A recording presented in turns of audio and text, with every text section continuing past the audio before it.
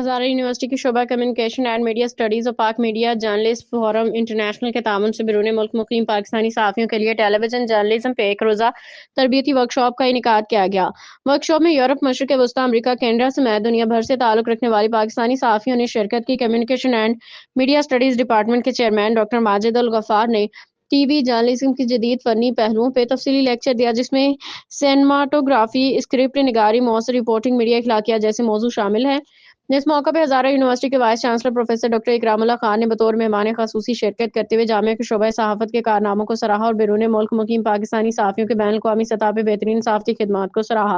Workshop के मुंतज़मीन पाक media journalist forum international के चेयरमैन चौधरी नूरुल हसन गुजर, सदर डॉक्टर अब्दुर्रहमान उसामा का कहना था कि इस तरबियती वर्कशॉप का मकसद बैरून मुल्क मुकीम पाकिस्तानी सहाफ़ियों की पेशा वराना सलाहियतों को निखारना और मुस्बत कौमी बयानी की तश्कील में उनके किरदार को मुअस्सर बनाना है। यह तरबियती प्रोग्राम बैरून मुल्क मुकीम पाकिस्तानी सहाफ़ियों की सलाहियतों को बेहतर बनाने की कोशिश का हिस्सा है। Report Zubair Khan Bloch.